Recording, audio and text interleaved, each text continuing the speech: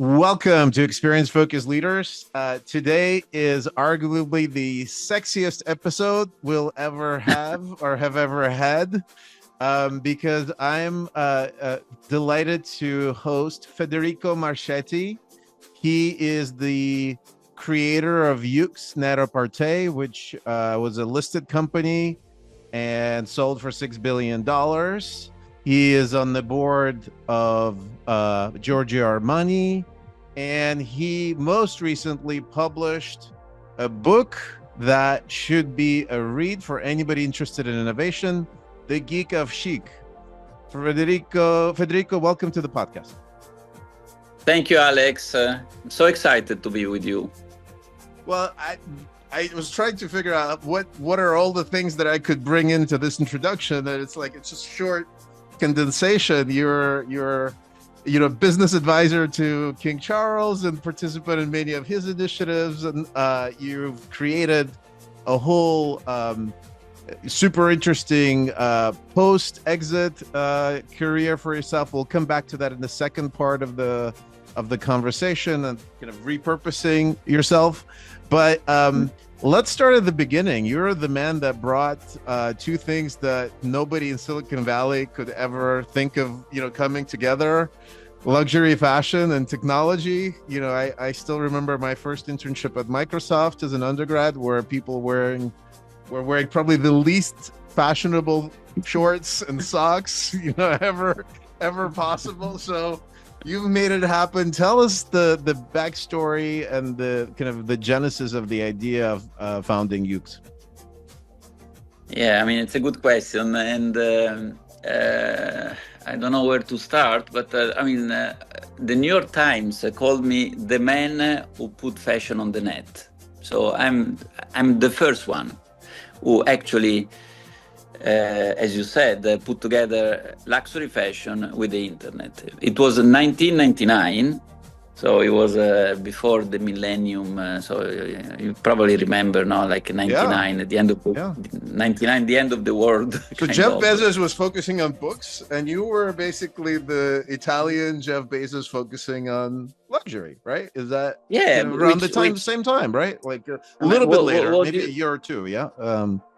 Well, what do you expect from an Italian if not fashion? It can only be fashion, food, or furniture, the three Fs.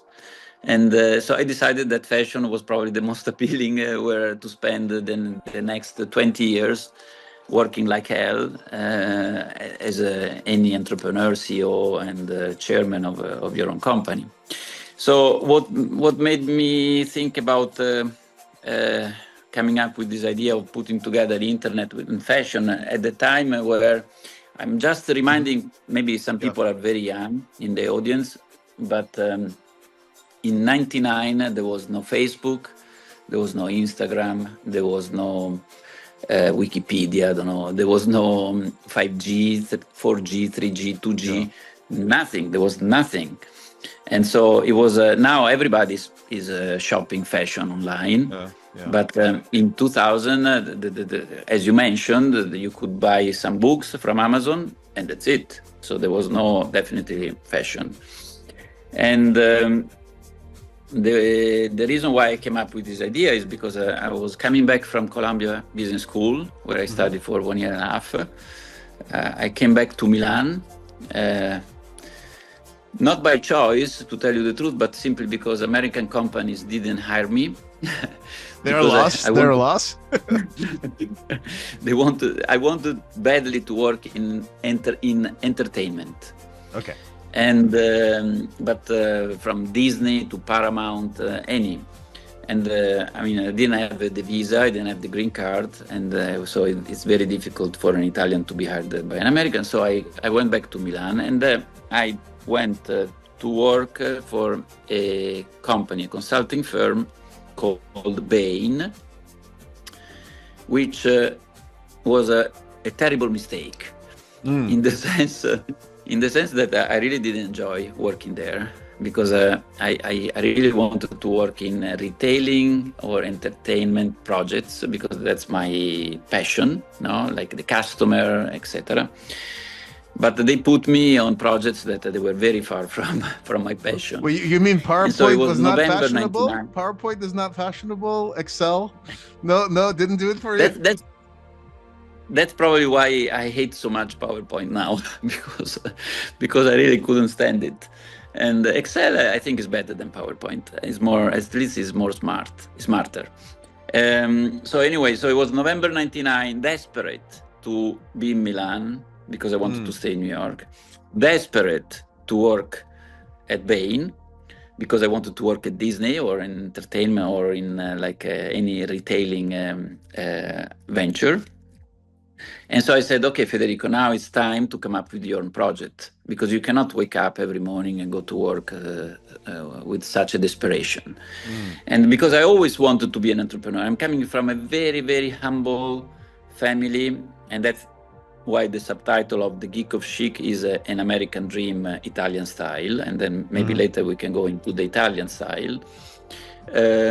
But it's an American dream, because from Italy, I was coming, my family, my father a warehouse manager and my mother a call center operator from a little province below Venice by the Adriatic Sea called Ravenna.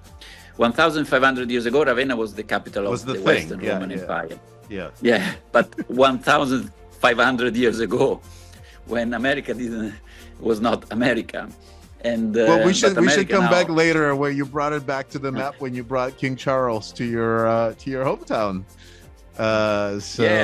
You're right, because it's the beginning of the book is about Ravenna, me escaping from a bipolar father, so like a very difficult childhood, so escaping from Ravenna when I was 18, 19.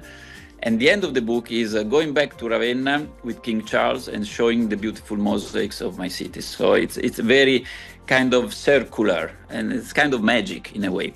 But anyway, back to your question. So I was there, and I came up with the idea of putting fashion, being an Italian, and definitely it's a competitive advantage of being Italian, not just because we dress well, but because of proximity in terms of geography, proximity in terms of culture, proximity because we understand beauty, because we are surrounded by beauty, and it would be, I think, much more difficult for someone that is going to meet with Mr. Armani or Mr. Valentino or Mr. whoever, and doesn't understand exactly how to speak, what to say, exactly, what to wear, etc. What to wear. Even if my practice has never been to wear the same brand of the meeting. So if I was meeting Armani, I was not wearing Armani. If I was meeting Gucci, I was not wearing Gucci, because it shows that if you're wearing the same thing, it shows that you are kind of reverent. Supplicate, yeah. Yeah, and I didn't want that. I always wanted to have with all the negotiations that I've done, even with Alibaba, with the CEO of Alibaba, I tried to put myself at the same level. With Jeff Bezos, I declined his offer to buy my company. And so because, it's my entrepreneurial spirit that makes me feel that I shouldn't be inferior to anybody else. So that's more or less, and it worked. In negotiation, it works as a spirit, because you don't feel that you're losing anything. And maybe sometimes you go and you really go, tough, because you feel that you're not losing anything. So anyway, I came up with the plan. And then in January 2000, I started to look for money. At that time, there was only one venture capitalist in Italy. In Italy, okay. One. So the choice was not difficult. But he was a great man, a great gentleman coming from Olivetti. Olivetti was a company in Italy that actually inspired Steve Jobs to do Apple, because he was... nobody knows. Very few people know that Steve Jobs, before starting Apple, he came to Italy and he wanted to hire the architect in charge of the typewriter of Olivetti, because Olivetti and owner came up with the idea to merge form and function together. So typewriters that they look beautiful. So he hired many designers, many very famous architects, in order to make the typewriter and then after the personal computer beautiful. And that's the idea that inspired Steve Jobs, to make a computer beautiful, which is Apple, differently from Microsoft, no? Well, and this is actually like very interesting. Let's come back to that, because I think the modern technology industry is very focused on craftsmanship. I think there's certainly not like it was. Jobs was an exception at the time, but I think right now we would probably argue that that is no longer an exception. That is a stated goal of crafting beautiful customer experiences. And so maybe Italy has a great advantage, in the spirit of being surrounded by beauty, and creating a delightful, like everybody who's traveled to Italy kind of, the delight of being there as a visitor is something that you're right. People for life. Yeah, absolutely right. I think that, I'm sure you know that Italy in terms of technology is nothing special. In terms of innovation, imagine that my company has been the only tech unicorn in the history of Italy. The only one. Which is a shame. No, it's a shame. And it's really a pity that only one unicorn coming out of Italy. And so in terms of technology, we are far behind from America innovation, etc. No? So like the American dream is also about innovation. So I try to be as innovative as an American e-commerce entrepreneur in 2000. And that's what I try to be. But on the creativity side, on the emotion side, on the beauty side, on the design side, I think Italy still has an edge, an advantage that we can use, and actually we should use more. And probably, I'm sure that many great designers or art directors or product people are moving from Italy and they're living in California, and they're doing this for many American companies, because definitely we have a kind of it's part of our culture, it's part of our DNA. Imagine that I was born in Ravenna and I was surrounded only by beautiful mosaics all the time. Even if I was coming from a very humble and average class family, I could live and breathe all this beauty since I was a little child. And so I think it's normal that we have this advantage. So when we go back to the founding story, obviously great success, publicly listed, acquired your largest competitor, Net-a-Porter, that many of our British listeners may know as well. And then what would be your advice to yourself, at that, like, leaving Bain, when you were getting ready to start, what kind of words of wisdom would you offer, to younger version of you? When I was 29, you mean, when I started my company? Yeah. I have to say that I made so many mistakes. Yeah. I've made so many mistakes, but probably I made more mistakes later, when the company grew bigger and bigger than at the very beginning. At the very beginning, I was very brave. At 29, I didn't have a backup plan when I resigned from Bain. So I didn't have yeah. Did you have any family at the time? Are you anybody dependent on you, or were you? No. In fact, I was a single man. Single, okay. Single, and I enjoyed a lot my Columbia Business School years as a single man in New York. Single Italian in New York was probably.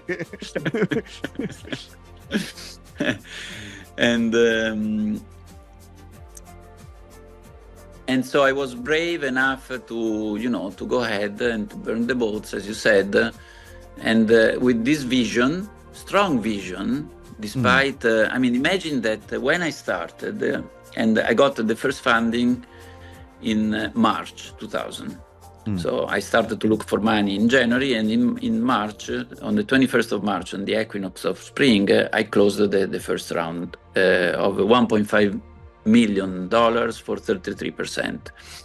1 month later, it was the collapse of the e-commerce. No, we probably you don't remember, but April 2000, it was a kind of the birth of the bubble economy. So the Nasdaq, I don't remember how much it lost, but basically at that point, no one was giving any more money to internet entrepreneurs. Zero, for at least for a couple of years. So in terms of timing, I've been super lucky, and I've never been worried, because I had this strong vision that one day, internet and fashion, they were getting together, they were converging so much. Right. So anything in the middle was not important. So like the bubble economy, even like the terrible things that happened later on, the Twin Towers. I mean, can you imagine? Like I went through the COVID. I went through so many problems, but I always thought that it was going to work, and it was going to happen. This convergence between internet and fashion. In terms of mistakes, later on, I think, I mean, you mentioned when I bought Net-a-Porter, I mean, it was my British competitor. 1 year I was ahead, 1 year they were ahead. So like it was I mean, every year one was winning, the other one was winning. In terms of revenues, in terms of profit, my company was much more profitable than them, much more. Actually, they were losing money. And I tried for 5 years to buy it. So first, and I write it in the books. First attempt, I think 2 days before the signing, the deal is not done. So they stopped it for many reasons. Second time, 2 years later, again, probably 1 day before the signing of the deal, stopped for probably the same reasons. Or probably not, a little bit different. And so I said, shall I try for the third time? I mean, in English, there's a proverb, third time lucky. Yeah. Third time lucky. In Italy, it's the opposite, by the way. In Italy, they say, if you fail twice, you will fail also for the third time. So it's exactly the opposite of the English.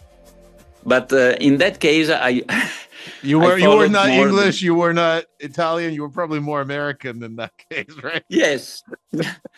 So I was a third time lucky. It was very controversial because the founder didn't want, I mean, she already sold it to Richmond in 2010.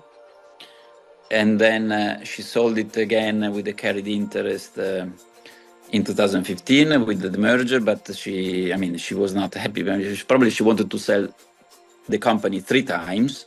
So, and now unfortunately she's in all the news and newspapers for a different story that is not very great. And so it was very controversial because I had all the British press against me. Because obviously, like an Italian buying British, I mean, it was not easy. Believe me, it was not easy. And there I started to make big mistakes.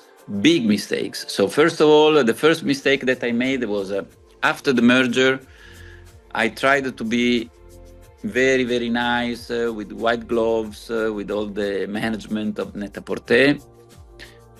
To give to everybody a second chance, to understand what they wanted to achieve, etc. While I knew that most of them, they wanted just to boycott the merger and to pass information to journalists. And so I basically wasted so much time. I should have basically fired half of the management team. And I didn't do it. You're trying to be a polite British gentleman, not I tried to be a polite British man. You wore nice Burberry suits, you're trying to fit in. I mean, such a big mistake. I wasted 2 years. And they really made my life like hell. 50% of the management team. But I knew but I tried to convince myself that everybody should have a second chance. So first big mistake that if I can tell someone, if you do a merger, if you buy a company, understand immediately who is with you, who is not with you or against you, and get rid immediately of the people who are not with you. I didn't do that way. First big mistake. Second big mistake was the replatforming in terms of technology. Both Yoox and Net-a-Porter, they were growing fast. Yoox had a better technology.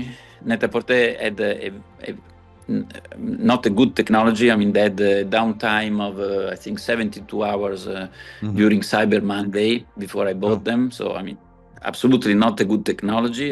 And so I had to strategize a kind of replatforming. But rather than just doing Net-a-Porter with the new technology, I decided to invent a third platform where to put both of them. Right. And it was a bloodbath. It was a total bloodbath. I was probably thinking too long term. As an entrepreneur, I like to think in 5 years' time, in 10 years' time, but while I should have thought more like medium term, in 2 years' time, in 3 years' time, what is going to happen. So, I mean, these two big mistakes.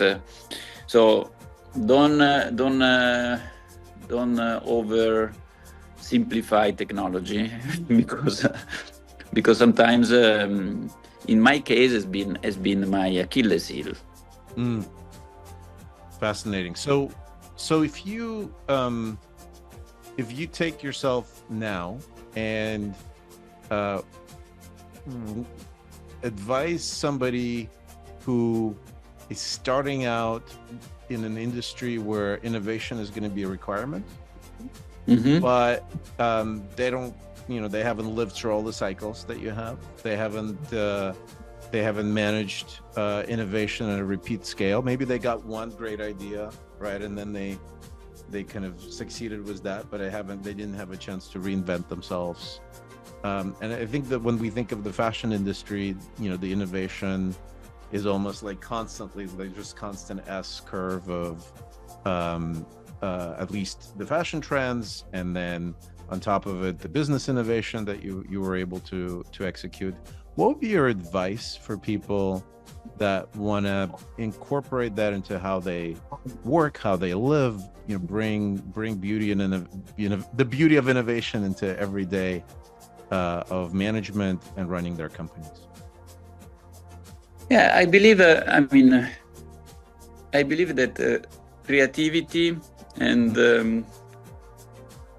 call it beauty, call it I would probably call it creativity, because creativity means also think different. Doesn't necessarily means coming up with something beautiful. No, creativity means like looking at things in a different way. Okay. And which is in the end is the main ingredient of innovation. Because to innovate, you needed to think different. You needed to come up with something as the first one, and in order to come up with something as the first one, or at maximum as the second one, I think that you need to think creatively. And I always tried in my career with my company to come up with ideas and business models and new markets and new features for the customers. Always try to be the first and the only one. So I tried not to copy anybody. So, for example, I don't understand now why all these fashion influencers are so important when they represent 5 brands. So if I'm a brand, I don't want somebody that one day is doing advertising for me, the second day is doing advertising for somebody else, and the third day they do advertising for. I always try to come up with something new and as the first. Only proprietary to yourself. Proprietary. Yes, because I think this is the most important thing. To copy others, I don't think it works. I think if you are an innovator, and then sometimes you fail, sometimes you exaggerate, sometimes you make experiments that do not work. But if you keep the customer as your main, how do you say in America? Customer is king, something like that. So yes. I think that everything you invent and you innovate is around the customer. So technology needs to come up with something for the customer. It's not that the technology R&D team comes up with something, but just for their own sake. So everything should be channeled to the customer to give this experience in an innovative, a creative way. So I think this is very important. I mentioned the king, customer is king. And it's funny that after I sold my company for a valuation of almost $6 billion, I ended up working with two kings. Oh, two kings! I knew one. Tell me let's hear it. So one is the King of England. Yes. And that currently I'm spending so much time with him as his own consigliere, on sitting on many boards, his foundation, High Grove Gardens. I'm chairing the fashion task force of the Sustainable Marketing. I mean, so much. Every year I'm adding, he's asking me more and more. And I'm having him, and then maybe I can tell you more what we do together. The second king was Mr. Armani, because he was called the king of fashion. So basically, I've been working after I sold my company with the king of England and the king of fashion. But unfortunately, a few days ago, yes, at the beginning of September, Mr. Armani passed away. Yes. I'm sorry for your loss. I just wanted to also bring it up on behalf of our audience. Those of you who don't know, not only you worked with me, he's written the foreword to your book as well. Yes. And so if you probably the last written words from Mr. Armani that are kind of just been published ever, will be not only the last words, but also the only ones, because he never wrote any foreword for anybody in his life. Because I've been knowing him since 30 years, I'm sitting in his board for many years. And so I went through many personal and professional adventures with him. So yes, it was a big loss, and it was a very emotional moment. And now I'm sitting in his board, and I will be trying to help the management and everybody to continue an amazing story, because I mean the Giorgio Armani story is an amazing story. So anyway, this is to say that I've been working between two kings, and in the last 5 years, so I started in 2018. I sold the company, so more than 5 years, and there's been an amazing experience for me, because I mean, when I sold the company, I was 49, and it was probably too early to go fishing and to throw your cell phone on the Lake Como, where I have a house. And as beautiful as it is, yes.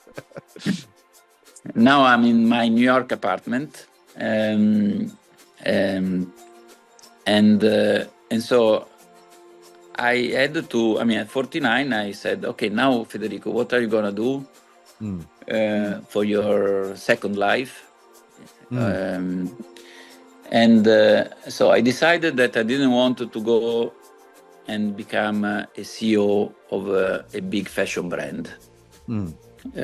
I got 2 offers, only 2, not so many, to be the CEO of big fashion brands, one listed and one private.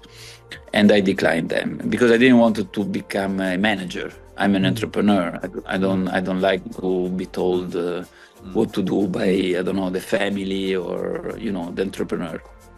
So no. I decided that I've been too lucky with Yoox Net-a-Porter, with the exit, with the timing, when I started, when I exited, because probably now it would be worth peanuts. As I'm sure you know that many fashion e-commerce companies, they're doing very badly, and many of them they went into bankruptcy. So probably because they've not been creative enough, I have to say, and they didn't do enough differentiation from each other. So that's the real story. But I mean, this is a different chapter. And so I said, I've been too lucky, I cannot do another one. Because I have also a kind of an imposter syndrome that I write in the book. So I don't think I'm so good and so smart to come up with two big companies like the other one. And so I said, okay, probably I've been always passionate about sustainability, because in the end, the Yoox started by selling end-of-season clothes. Right. So giving a second chance, a second life to fashion. And then I've been ahead of time in the fashion industry to support sustainability in 2008. So it's a long story that I talk about in the book. And so I said, I wanted to help the planet. I want to help the planet through my innovation, through my expertise, my mindset, innovative mindset. Because I believe that only technology and innovation can save the planet. Because I mean, obviously, if we are the same, doing the same things, then we will never change, as Mr. Albert Einstein suggested a long time ago. And so innovation is the only thing that can make the difference for sustainability, for the planet and for the environment, for climate change. So at that point, I said, okay, sustainability can be a passion. I'd like to give back all my luck and to work not for my own profit, but for the next generation, the planet. In the meanwhile, I've met at the time he was a Prince of Wales, so before he became King Charles III. And probably not everybody knows that King Charles is the true pioneer of sustainability, because he started his first speech around the environment, the risks, the climate change, was in February 1970. I was just 1 year old. So it's always been so a few decades before Greta Thunberg was so yeah, was really and with the this, big with a big difference compared to Greta, that I mean, she's a young protester, which is absolutely understandable from the young generation. They can only protest, while the king is trying to do a lot of things in order to convince the private sector, for example, through this Sustainable Markets Initiative, to accelerate the sustainability path. So after a very good projects that I invented for him, that I speak in the book, it was called Modern Artisan. He asked me to chair the fashion task force of the Sustainable Markets Initiative. So I put together a lot of members, but not too many, because I wanted to put action. I wanted to do action. I'm an action man. I'm a doer. I'm an entrepreneur. So I don't like to talk. It was not a committee. It was a do meeting, like where you rather than a think tank, is an action tank. Action tank. It's an action tank. Yes. It's an action tank, and they put together like the brands that I've been working with for 20 years with my company, Yoox Net-a-Porter. So from Prada to Armani, from Burberry to Chloe, etc. It must take a consigliere to do that, to bring everybody together. that has got to be dangerous. You need a Richelieu. You need a Richelieu, someone perceived as a neutral, but I mean, this has been always my role, also at Yoox Net-a-Porter. Now, so imagine, like I'd always to be neutral, to be kind of the Switzerland of fashion. I've been the Switzerland of fashion, and I put a lot of action through a couple of visions. One was the digital passport. I was talking about almost 4 years ago or 5 years ago, when I started. And so now all the members, all the brands, they've already implemented the digital passport. It's already in their shops. And just for our audience, help people understand what it is, because it's very real. Everybody can benefit from this. Just describe in a couple of words what that means.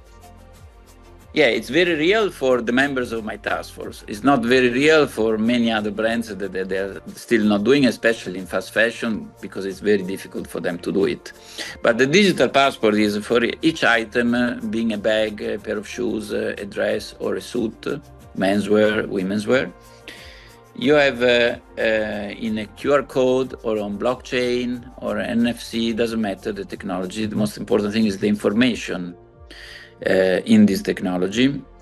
All the data regarding the materials used, regarding the social conditions of the workers, if you want also, regarding how to resell it, how to repair it, how to recycle it. So basically, in order to give longevity to this item, in order to give customers, again, the importance of the customers, the customer is king, all the information in order to make responsible choices. Because the problem with, especially with the young generation, they want to buy sustainable fashion, but they don't know if it's really sustainable, right? Yeah, they don't read the ESG report, and even if they do, no. they don't now, know. Yeah. Exactly. So while now, like basically, I close the gap of the information between the customer and the brands. So through this, so as a customer, you go into the shop, you just put the smartphone close to the QR code, and then you know everything about that item, including, for example, I give you a big example, which is Armani, but not because I'm on the board, but simply because in the end they were the fastest to implement both my visions. One was the digital passport, and second is regenerative agriculture, so regenerative materials, organic regenerative cotton. So I convinced the Armani management team, and Mr. Armani, of course, to start this big project in the southern of Italy and to bring back to Apulia, the production of cotton that was replaced 60 years ago by polyester. And so they said, okay, let's do this experiment. So they put the money, the investment, and we started this regenerative agriculture experiment around cotton, because cotton is the material that is most used by the supply chain of Armani. So we chose cotton, while for Cucinelli, Brunello Cucinelli, that is part of my task force, we chose cashmere. And Brunello is doing exactly the same on the Himalayas for cashmere. But anyway, going back to Armani in Puglia. So you were doing cotton. Switzerland. That was the Switzerland move. And I will do more. Everybody innovates in their domain. I love it. And so anyway, and it was 2 years ago when I came up with the idea of this regenerative cotton for Armani. After 2 years, in the shops of the boutiques of Giorgio Armani, in the flagship stores of Giorgio Armani around the world, very, very soon, I think it's a question of weeks, customers will find the iconic Giorgio Armani blue t-shirt, which is exactly the same t-shirt that he was going out of the show. After every show, he was coming up to say hello to everybody with this iconic blue t-shirt. Made of organic regenerative cotton, made in Puglia. And through the QR code and the digital passport in these t-shirts, they can see exactly also the fields of cotton where the product and the material is coming from. So it's also an experience. It's being part of a story. No, it's in the end, it's entertainment also. So it's you not are only what you wear. You are what you wear, and you now know who you are when you're making these choices. Exactly. That's beautiful. That's beautiful. Well, we build regenerative AI and Relayto, so in my other head. So I'm very supportive, and we stole that from you, I'm sure, at some point. It was like, what could be better than regenerative agriculture? And so I love it. So building on that point, it's if I had to summarize it, you are the innovation go-to leader for two kings, not just one. So they're learning something from you, but you also speak with respect about both of them, obviously. And so, what did you learn from them that you bring into your life, or you think other people who haven't had a chance to work with them could bring into their lives that makes them special and unique human beings that they are. Yeah, I mean, my friend Brunello Cucinelli, which is like this cashmere brand that probably some of you know, likes to call me because he likes to give names. I mean, he's a very philosophical man, so he speaks about philosophy all the time, etc. And he told me on one trip that we did together, he told me, Federico, you should call yourself a philanthropical or philanthropy industrialist, because basically you do philanthropy but for businesses. So you help businesses to be more sustainable and to have a better supply chain in the end, through these projects. Digital passport, regenerative agriculture. So you don't do it for your own profit, but you do it for the profit of somebody else without making any money, by the way, which gives me anyway a lot of pleasure, because I know that what I'm doing, it's very important for the planet and for the next generation. And so it's a different vibe. It's a different sort of pleasure from making a profit for your company, making money yourself, or like helping others, including businesses, to do better. And frankly speaking, my second life, I'm much happier than during my first life, because it's a different feeling. It's a different feeling. Probably also because I already made money, so it helps. I feel comfortable. I have a very comfortable life. I've 8 houses around the world. So I mean, it's a different story. So I'm not striving for as many other people do. But it's a great feeling also to help others and even companies and even entrepreneurs. So going back to your question, what did I learn from the two kings? I mean, from Mr. Armani, the answer is very simple, because Mr. Armani was probably the only one, if not the only one, in the fashion industry that was putting together both the business side and the creative side. So because generally in these fashion brands, you have the CEO and the creative director. And actually, most of the time, they change either the CEO or the creative director. And so they're always in conflict. They're in conflict all the time. There's in conflict, or, I mean, only sometimes it's perfect, the combination, and it lasts a long time, but usually it doesn't. No. It doesn't because maybe the creative director has too much of an ego. Maybe the CEO doesn't understand creativity, doesn't know how to speak with the creative person, etc. Mr. Armani was very lucky that he had both left brain and right brain in the same person himself. Right. So he was a great entrepreneur, a visionary entrepreneur, CEO and chairman and sole shareholder of his company. And at the same time, he was also the one designing the collections and making sure that every single detail, from the Armani hotels to the Armani furniture to even the Armani flowers, they were exactly the way he wanted to have the Armani brand in terms of positioning. So what I learned from him is how to match.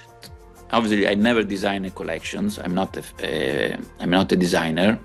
But in my company, in Yoox Net-a-Porter, I try to instill a lot of creativity through my own creativity or the creativity of other people, collaborators, contributors, etc. So I always try to match, because again, I think creativity is what makes the company unique. And I think it's very important, and I think that's what most of the e-commerce players now they're lacking. They're lacking creativity, they're lacking uniqueness. They all look the same, and if they all have Prada products, obviously the customer will buy the product from those ones that they give him a discount, which is a very short term from a company perspective. King Charles, I mean, is an authentic man. He's passionate about the environment.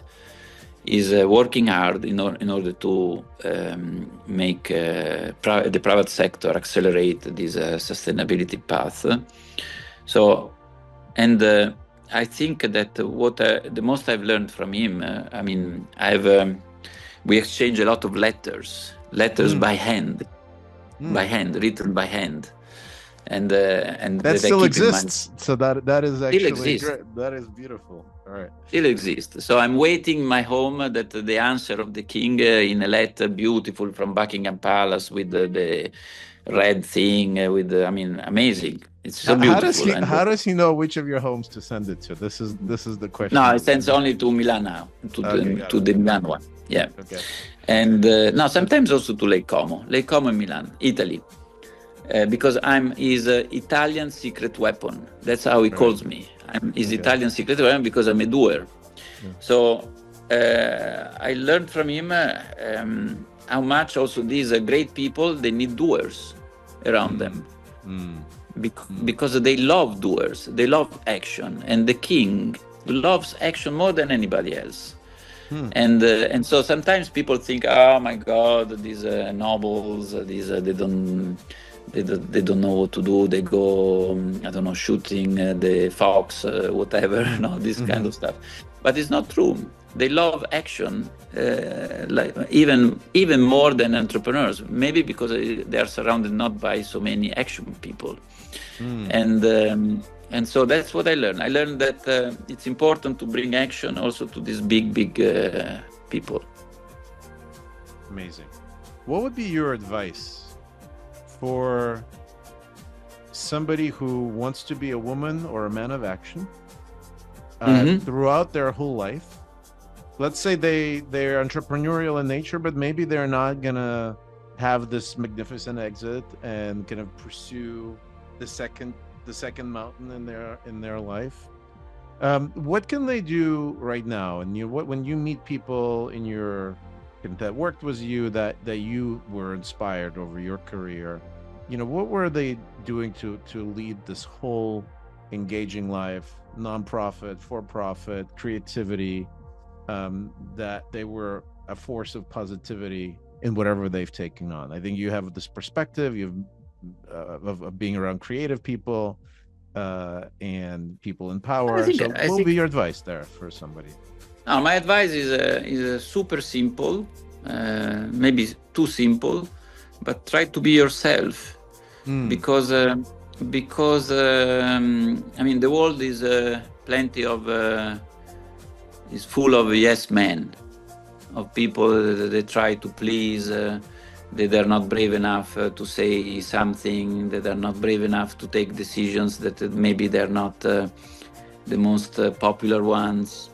Or maybe they wanted to take a very easy route, or maybe they want to take shortcuts. But I think what works the best is to be yourself, to be brave, to take risks, to be courageous. I mean, I wrote this book. I wrote it especially, I mean, obviously you don't make any money with books unless you are Harry Potter author, no? So it's not for money. It's my intention with the book is to give courage to the next generation, because in the end, the bottom line of the book is if I made it, and in the end I work with the king, and I've done a company worth billions, but I'm coming from a very, very humble family, from a very, very little town in Italy. And I've done technology, I've done innovation. I was not a programmer. I'm not a technology specialist. I know what the customers want, but I don't know how to program things. I was not in fashion. And you weren't even good in PowerPoint, which is kind of the... I was not even good in PowerPoint, which probably made me save a lot of time, by the way. And I was not in fashion. My father was not in fashion. My mom never understood what I've been doing, because she's an anti-technology. She doesn't even know how to write SMS. So if I made it, coming from such a background, everybody can make it. But I took so many risks. And I mean, most of them, I was lucky with most of them. Like the Latins, they say, fortuna The luck is for the brave. Yeah. That's what they said, the Latins, and it's true. So my book is about being brave, take risks, and then things will happen. And but you need to be brave. You need to stay yourself and not to change your DNA, because then you will never make it. What a brilliant way to wrap up. So I encourage everybody to take not a risk at all, but a very obvious thing to do. Go buy the book. Let's see do you mind showing us the title again, Federico? Yes. So The Geek of Chic, and it went live in the US just 2 days ago. Is that right? 9th of September. 9th of September. American Dream, Italian style. I learned a ton. And I hope you will as well. Please, Federico, thank you so much for sharing your insights of Thank you, other Alex. great people that you worked with, and we'll spread the word about how you can merge technology, fashion, creativity, sustainability, all in one lifetime. What a great story. Thank you. Thank you so much. It was my pleasure to be here.